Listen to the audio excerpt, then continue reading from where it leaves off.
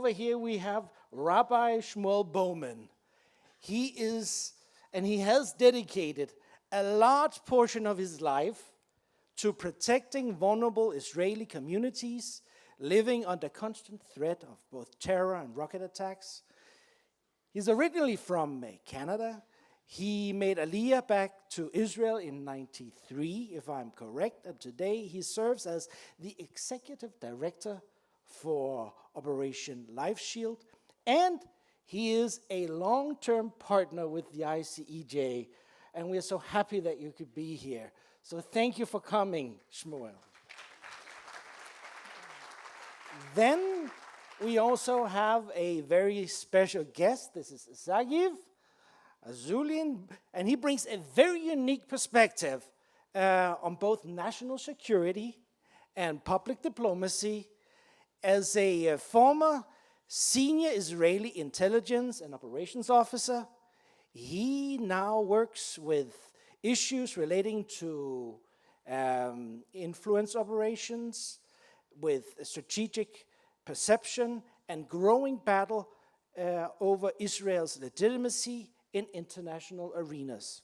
He is frequently in media, and some of you who is visiting Israel on an ongoing basis, you might have seen him on television, where he speaks a lot about the Eighth Front, the struggle over narrative, identity, and public consciousness, something that he lives out by himself and throughout his own life, by building relationships between Jews and Christians. Welcome. So this panel we're going to have now is really to get to the heart of the matter, because it's easy to talk about the overall issues, but there's somebody who sits at the end of the bullet or who feels the struggle and feels the pain. And so just to get this thing started, I have a question for you, and give you a chance to mull over it before you can bring an answer. And my question to you is, what is different today for you as a Jew, something that you cannot do or can do or have to do that is different from 5 years ago? Think about it. In the meantime, dear guests who are in the room, on the back of your badge or in the booklet that you have, there is a QR code. If you have a question for these wonderful guys, you can then use that QR code and write the question, and I'll look on the questions, and if they have nothing to say, we're going to use the questions. But I know that these are very professional speakers. Can you get me my phone, because I get the questions on my phone. Thank you. So, have you had time to think about the question? So, Rabbi Shmuel, you're the first one. What is different today than 5 years ago? So, Nick, I think when I think about 5 years ago, and I do a lot of traveling, so I'm going to speak about it through the context of somebody who's born in Canada, raised in Canada. My wife is from the United States, lived in Israel now for over 30 years, but I do a lot of traveling. And one of the things that certainly I felt 5 years ago, and I don't know if you noticed, but I'm somewhat visibly Jewish. I don't know if it's dead, no giveaway. And I would have no problem wherever I was going, anywhere in the world, of having my kippah on my head. If it depends if my shirt is tucked out, and Gaudi was always in favor of me having my tzitzit, always flapping in Germany and everything. And that was certainly, I didn't even give it a thought. As a matter of fact, I even recall situations being at in a train station in Germany, and just people coming over and saying, Guten Tag, Herr Rabbiner, good day, Rabbi. Today, I think because I am thinking that anybody and everybody who is around me despises the fact that I'm Jewish, because Jewish and Israel are interchangeable, they're the same thing. And as a result, I therefore, wherever I am, I'm a symbol of the genocide that we are being accused of. And therefore my peripheral around me needs to be very aware that really, again, I'm not a fearful person, and we could talk about that later, but I'm generally aware, do I have the time to get into a fight right now? You know what I'm saying? Do I have the time for police to get involved or not? And that becomes my awareness. Is there a threat around me? Which today, I still haven't changed. I still wear a kippah wherever I'm going, but my guard is ever more sensitive. Okay, thank you. Sagiv, what would be your response? Well, first of all, I want to say thank you to Dr. Buehler for giving me the opportunity to participate in this event. And I just want to say that the fact that this event is taking place, and this is an emergency summit, and that we don't see here all the Israeli media, all the journalists, being here with you, with us, wanting to hear the story of each one of you, wanting to understand why you are here. What is it? And bring your story to the Israeli public. This is something that I'm personally taking over myself to change here in Israel. So a year from now, this summit will, all those people that are lacking right now will participate. This is number one, because I think this event is amazing, and the fact that they are not here, it's a problem that we need to solve together. So you will hear from me different kind of, different kind of approach, because the fact that I'm sitting here, I'm not a rabbi, I'm just an average Israeli guy. This is something that needs to be explained maybe. So 5 years ago, I had the opportunity to travel the world not being an Israeli or not being a Jewish. And when you do that, you know what you see? You see the truth. You see how people see you. And now that I'm back, back in Israel and back, chose to deal with this Christian-Jews relationship values. I think that now we have the opportunity that it was not exist 5 years ago, even more than that, to do something about it together. So I'm very positive and I'm very optimistic that I think that times are ready here in Israel for this relationship to come to another phase. Wow, thank you so much. Rabbi Shmuel, is there a moment in your childhood where you recognized being Jewish is not just a religious thing? Somebody actually hates me. And what impact did that do to your personality or your self-perception? Right, so my earliest memory of that happening, and I don't really know if I really understand what the word anti-Semitism actually even means, okay? I know that as a Jew, there was Jewish hatred. Now, interestingly enough, when you're growing up in Canada, it's not a type of hatred that we see, here. And I need to be very, very clear, very, very clear. There are more people, there are more enemies of Israel within the vicinity that we are currently sitting right now who would want to do us harm than there are anywhere else in the world. Okay, we just need to be clear about this. I can tell you one for a fact, the reason I was a little bit late today is because I witnessed actually an arrest of a terrorist literally at the north gate of our yeshuv. I live in Efrat, and as I was coming out of Efrat, it was one of those things. I was at the stoplight, the Jeep pulls up with the soldiers, they run out with the weapons ready. They literally knew exactly what they were going for. There was a yellow taxi cab van. They went in, the entire thing took 10 seconds.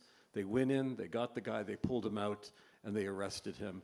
And I'm thinking, that's very likely somebody who very much wants to kill Jewish people or wants to kill Israelis.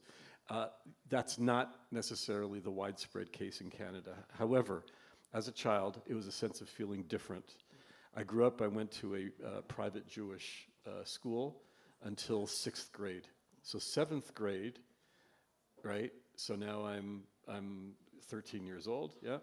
So this is the first time I'm really introduced to a world beyond my little bubble. And it was very clear I must have had a big invisible sign on me that said Jewish person. And I remember, and again, for all my life until then, I grew up in a very close-knit Jewish school. And we all knew each other, and I grew up with the same kids, the same friends. And now I'm in a park with my bicycle, and this, this not Jewish person sees me, and first he jumps behind me and starts pounding me on the back, and then he steals my bicycle.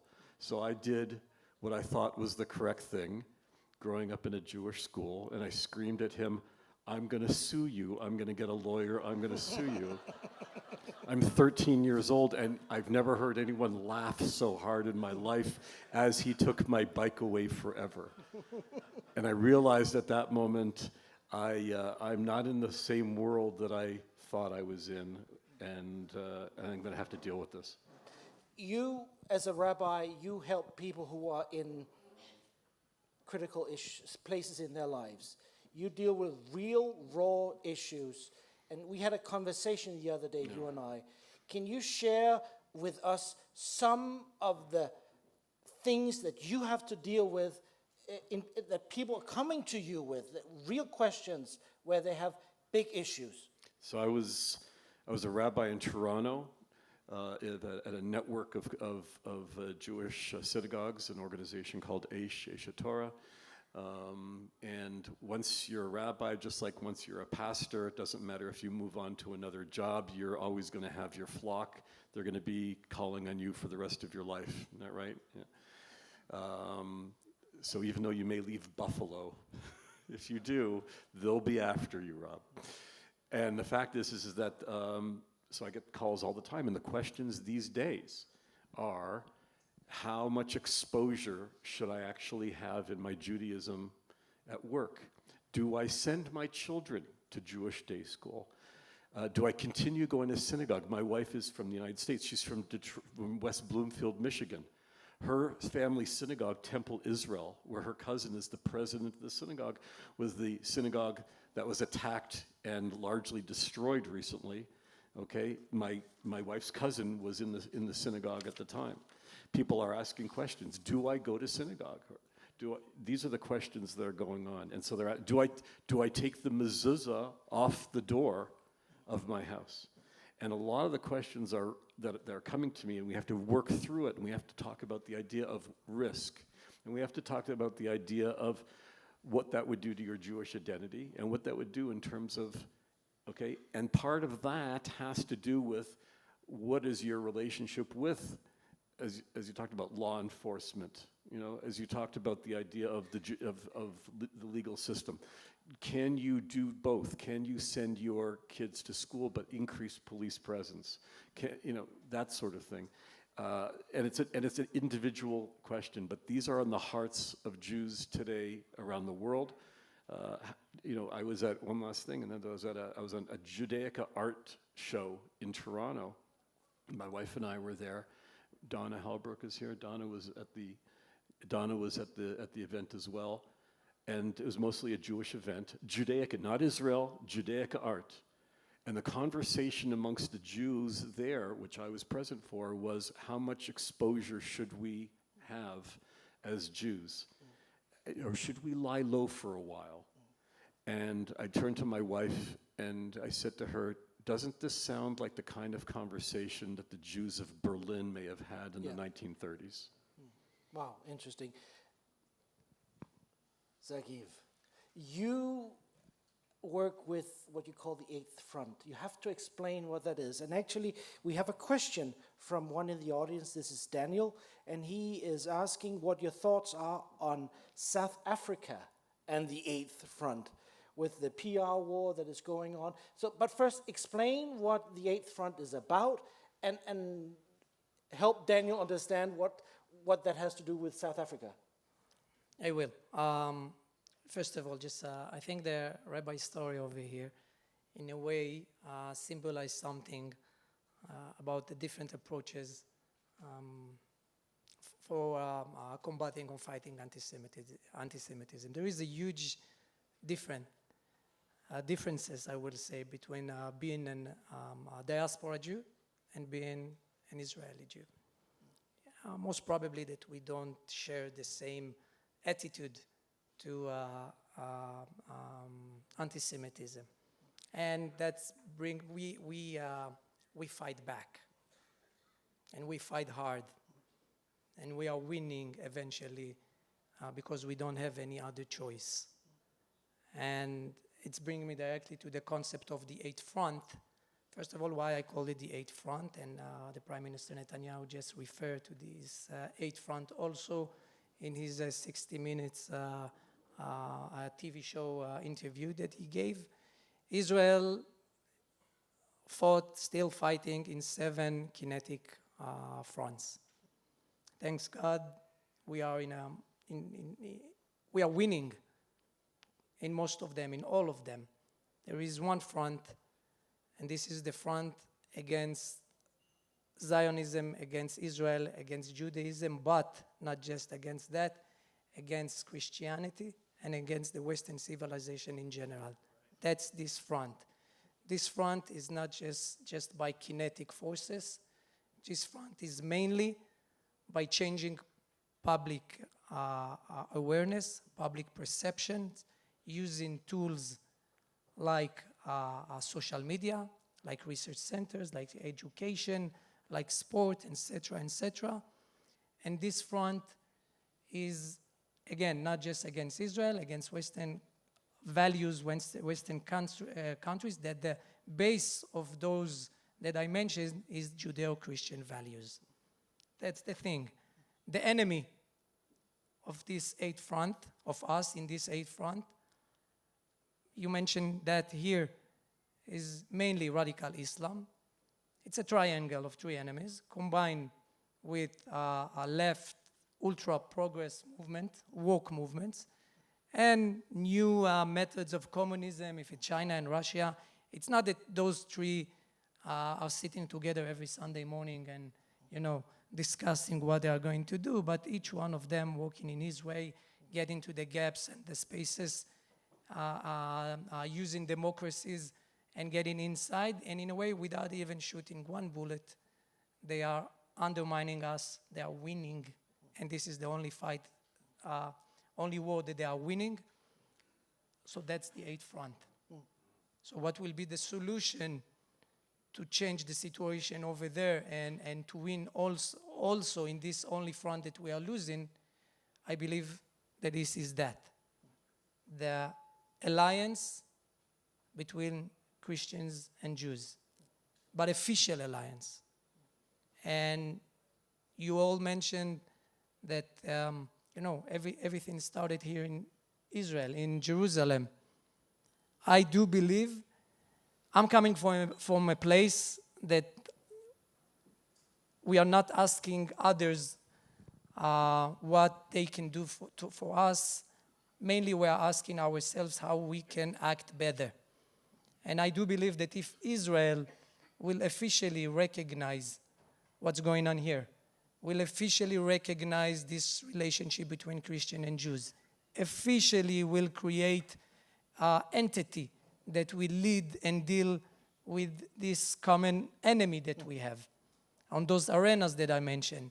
If we will do that here in Jerusalem, officially again, embrace Judeo-Christian relationship, create the formal entities to deal with that, then we will see a real change. And the way to do that, and this is the role that I'm taking and took over myself, is to bring that to the average Israeli.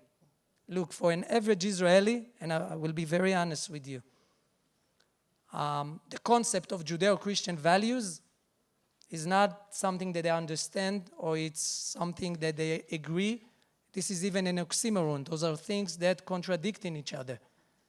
How is it? Christianity, the average Israeli see Christianity and for something that contradicts Judaism. They see that as kind of a threat. So this is something that needs to be changed, and the way to change that is by Jewish Israeli leaders, if they are young, better, changing that in Israel. And this is the part of the 8th front that I'm leading here in Israel. I will say one more sentence. I think that Israel is doing a huge mistake by the way that we approaching fighting anti-Semitism. Again and again and again, for many years, we are approaching all of you. We are approaching the nations, asking to help us, asking to protect us. That's not the spirit. That's not the way to do that. That is failing time after a time after a time. And you know what Einstein say about someone that do the same thing again and again and again. The way to do that, and truly I think this is the true meaning of being light to the nations, is Israel should lead the struggle for the survival of the Western civilization and changing all the approach of fighting anti-Semitism, not fighting anti-Semitism, not defending Israel, not defending Zionism, defending Western civilization, defending Judeo-Christian values. Okay, thank you. That was a long but good answer. I forgot South Africa. So this is relevant also for South Africa. It's relevant and we have for a big all the crowd of world. South Africans here. But surely it's relevant to South Africa, it's relevant for Israel, is relevant for this is a worldwide struggle. It's not specifically for one nation or one country, so it's relevant for there also. Okay. I grew up in a denomination where faith was a very powerful word, and it was the opposite of fear. And so if we just had enough faith, we could overcome fear. Yet today we see fear as something very relevant, very in your face, very much taking hold of people's hearts. And so I'd like just to open this can of worms a little bit, because what is the worst? Is it that some have to run into bomb shelters to protect themselves from a real physical threat? Or is it having to hide away your identity in a Western society and walk along the walls, not showing who you are? What type of fear actually goes the deepest and has the most impact on a person? Any one of you want to answer? Or both of you? I'll just start it for a moment to say a couple words on that, and that is that, and I know I love you, but we probably don't agree on everything, and that is that Most probably, yeah. So that's okay. You're a good man. Yeah. I do think that when it comes to when the Jewish community is turning to our Christian brothers and sisters and asking for a role, asking for help, asking for their power to combat anti-Semitism outside of Israel, I think that is legitimate, and we actually haven't asked and haven't done that sufficiently. I don't have a lot of faith in the diaspora Jewish leadership, and so because I'm dealing with less lofty things, I'm dealing with what do you do tomorrow? Right? What does a Jewish family, how do they deal with going to the kosher supermarket tomorrow? Knowing, how do they go to an aliyah fair at their synagogue, knowing that there's going to be violent riots outside of that? How do you deal with that tomorrow? That's what I'm kind of like focused on. And when it comes to that, I think this is where we need to turn to our dear Christian brothers and friends. I think you are absolutely right. In Israel, we need to be strong. We need to be assertive. We need to stand our ground. And that's something that we can do. As the father of 2 combat soldiers, I can tell you that there's not a shred of doubt that what they're doing is holy work. When I talked to my son, when he spent most of the last, time in Gaza, he's a gunner in a tank in Gaza, in Miluim, in reserves, and I say to him, you and your friends are literally the Kohanei Hagdol. You're the high priests. You are. There's nothing holier than you. And I think to your point, for me, I lean in on Psalm 91, verse 5. And when I think about King David, right, our great-great-great-great-great-grandfather, yeah? And I say, and he says, do not fear, Yeah, the terror by night or the arrows that fly by, the terror by night or the arrows that fly by day, that's an imperative. It's not a suggestion. Do not, that's an imperative, which means how do you command anybody not to fear? And I think the answer to that question is what I'm asking you all of you as leaders. We need your help to fight against anti-Semitism, like we've talked about before, at the highest level, so that there will not be fear. And what do the Jewish people need to be doing? The Jewish people need to be unified. We need to work on Jewish unity, and that needs to be our top priority. So when those things come together, I think fear will evaporate. Okay. You want to share? Yeah, I want to say something, because I think that we do agree on most of the things, not all of them, but most of them. But I think that anti-Semitism, this is an outcome of something. Okay, imagine a rope. Anti-Semitism is down here. Over here, you have an enemy that's trying to demolish the Judeo-Christian values of everything that we understand. What the state of Israel, what all of us, what diaspora Jews are trying to do for so many years, they're trying to do here, to cut the rope. You need to take care of the problem over here. And the problem over there, it's not just Jews, not just Zionism, not just Israeli. This is Judeo-Christian values based off all of that. So I'm suggesting a different approach. And this approach hopefully will be accepted by the state of Israel eventually, because what we did in the last 80 years as a state, more or less, it's just not working. Just not working. And as we go to the young generation, the situation is worse, much worse. So we can try to continue to do the same that we did. Bishop Robert Steen said over here to expand the base. And I 100% agree. But this need to be also in our side, in the Jewish side. Because for years, this relationship between Jews and Christians, this is the secrets of the politicians in Israel. This is the secrets of many people that come, sit with you, getting tons of donations, but they will not take it out, this relationship. This is something they will always hide, not a single declaration or something official, government level, or not even the organization. So this is why an average Israeli don't know that. This is why Israeli media is not here. This is why stays over there. This is why we are not winning the battle, because the enemies that I mentioned, think about it. If radical Islam, together with ultra-left progress movements, together with communist movement, can come together for one camp, how is it that Christians and Jews cannot officially come together? That's the thing. That's the missing link. So I believe that we, as Israeli Jews, have the ability to make it happen. This is the eighth front, all right? If we will make it happen here in Israel, then it will be easier for all of us together to unite. I'm focusing only inside Israel.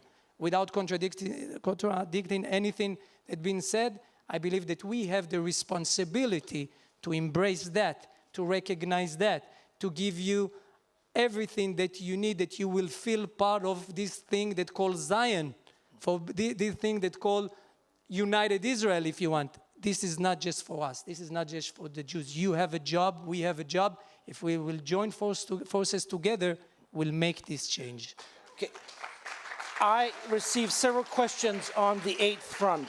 So it has to do with narratives. It has to do with perception. Also. And a part of this is you are focusing on what happens here in Israel, and that's amazing. But there are people from outside of Israel here. And I asked you the other day, what should they do better? And you say, they shouldn't do anything better, we should do something better. Sure. And that's a very beautiful thing. However, there might be people who don't get it, who don't understand how the eighth front is a reality, And what is it that we as Christians, as believers outside of Israel, should be aware of so that we can align with what you're trying to do? So, with a great humble, I will say that there is better people to tell you what to do. It's not my role. I know what we need to do here in Israel. The only tip that I can give is that everybody needs to realize that what we see worldwide, this is not a coincidence. This is not something that just took place suddenly.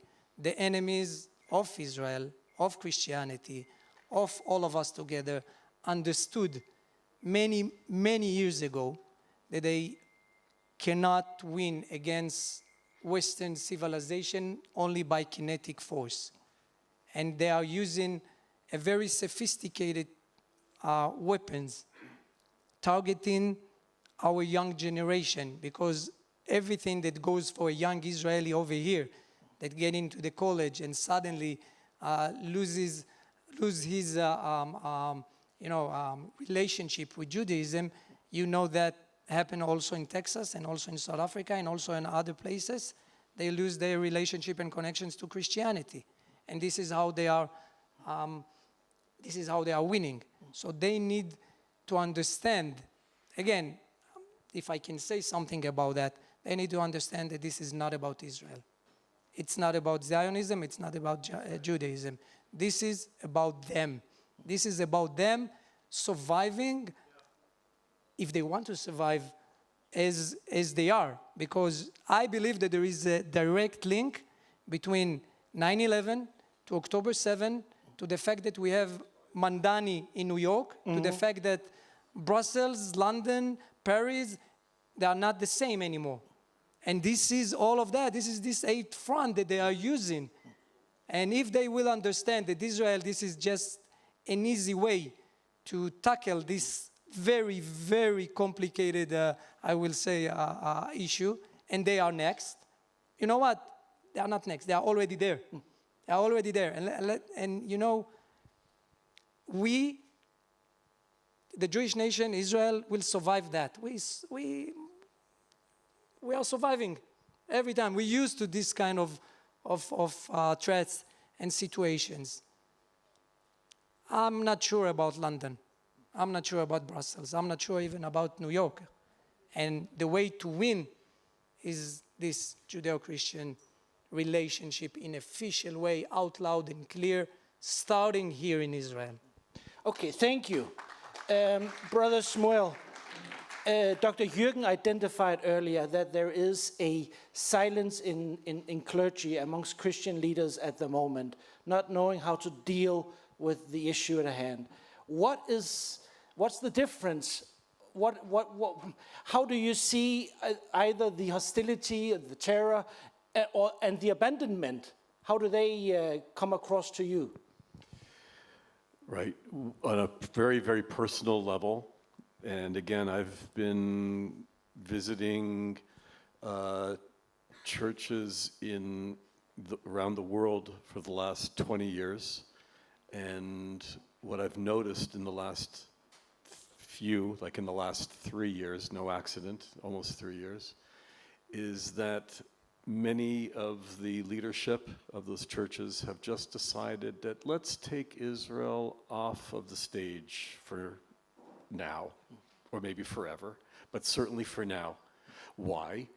It seems to me that with their focus on making sure that their congregation numbers are at the very, very least the same, and certainly not dropping, that the last thing that they want to do is bring another element in which is going to deflect and cause friction and cause controversy. So that means that many of these pastors and leaders are saying, when we used to talk about Israel, and I used to get invited to all these churches and speak and blah, blah, blah, and they would be, Shmuel, Rabbi, welcome back to our church. Come on in, but do me a favor, don't talk about Israel. Don't talk about Israel. Okay, that's nice. So this will be a 10-second talk, right? Or at least, at the very least, just don't make it so, fire and brimstone. And I think what they've done is they've taken Israel off the stage so that they can focus on other wonderful, amazing ministries that they may be involved with, working with prisons, working with trauma, all sorts of amazing orphanages, beautiful things. But Israel's no longer in there because it's becoming a magnet, not a magnet, the opposite of a magnet. It's going to repel people. And I think that the solution, right, to that is for everybody here in this room to be able to approach their own colleagues, right? The idea that, again, going back to what Bishop Stern's talking about making sure that you go and talk to somebody under the age of 25. I thought you were going to say 30, actually. But under the age of, but you're right. That's really it. Talk to somebody under the age of 25 and really mentor them, and especially someone you identify as being a leader. And so that you're saying to them, no, Israel has to be top of the page. I was speaking with, was it Terry from Moncton? Where are you, Terry? And the very fact that the second question that Terry asks any of his Christian colleagues is, where do you stand on Israel? Because if it's not priority one, that the relationship is going to go in a completely different direction. So that's kind of, I think, in terms of what needs to happen. By the way, the last thing, it also goes back to your point beforehand, which I think is fantastic, on a very tachlis, on a very practical basis, in terms of that formalizing and coming out with that Judeo-Christian relationship is something.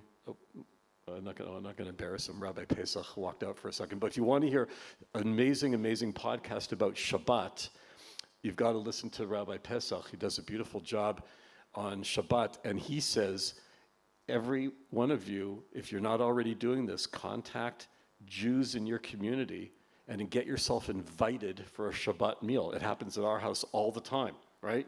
You know Wonderful. that? Exactly.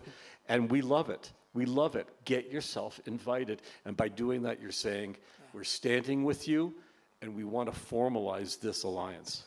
Thank you. Actually, our time is flying and we're coming to an end. So, but it's been very interesting. So let me just, a very fast or short answer. Do you see yourselves and Israel and Jews better off in 2 years, or are you off in a worse position in 2 years? You go ahead. Oh, no. Short answer. Short answer. Short answer. Yes. Yes? Yes, we are definitely better in 2 years. Good. And I think we're better in 2 years because of exactly what my colleague is talking about. And that is the eighth front, and that is being strong, and that is being unapologetic, and that is this tremendous alliance that we have here together. It's the amazing work of the NRB. It's the amazing work of Eagles Wings. It's the amazing work that is happening. And as you say, you're right. It's getting a little bit, Troy, Rob, how many times do we have to, we just saw each other last month. We need, again, this room needs to be much bigger, and that will happen in 2 years. Thank you. So we 100% agree.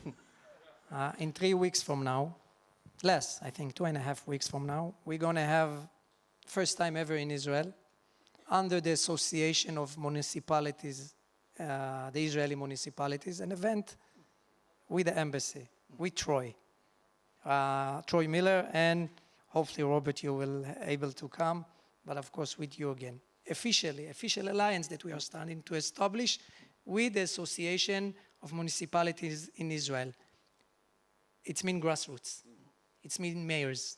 It's mean people that, it's mean with Israeli media that hear you directly, and we'll spread that, first of all, inside Israel. In Feast of Tabernacle, I promise you, you will see a few hundred Jewish Israelis marching with the embassy.